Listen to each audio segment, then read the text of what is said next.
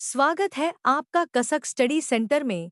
चीन के साथ तनाव के बीच अमेरिका ने दुनिया का सबसे अत्याधुनिक लड़ाकू विमान बना लिया है। हाल ही इसकी फुल स्केल उड़ान भी कराई गई, जिसे देख लोग दंग रह गए। छठी पीढ़ी के इस लड़ाकू विमान को दुनिया का सबसे तेज, जानलेवा, खुफिया और ताकतवर फाइटर जेट कहा जा रहा है।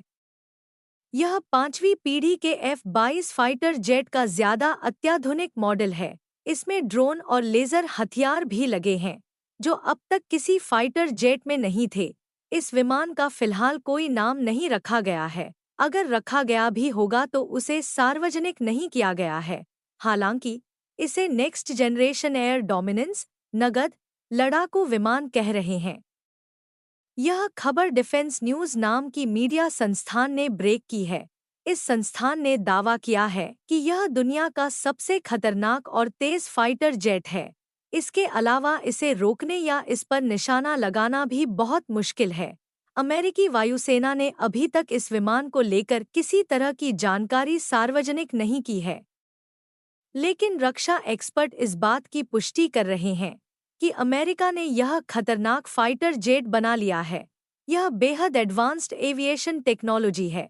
यह जब युद्ध के मैदान में उतरेगा तो इतिहास बदल कर रख देगा।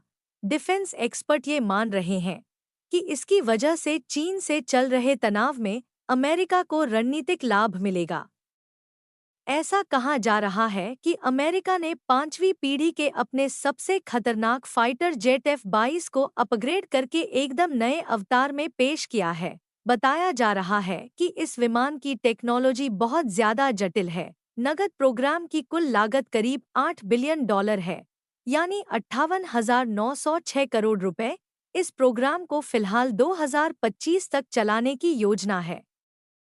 सबसे हैरानी वाली बात यह है कि इस विमान में ड्रोन और लेजर हथियार भी हैं, यानी ड्रोन के जरिए हवा से हवा में मार करने वाली मिसाइल को चकमा दिया जा सकता है। वहीं लेजर हथियार से दुश्मन के किसी भी टारगेट को खत्म किया जा सकता है।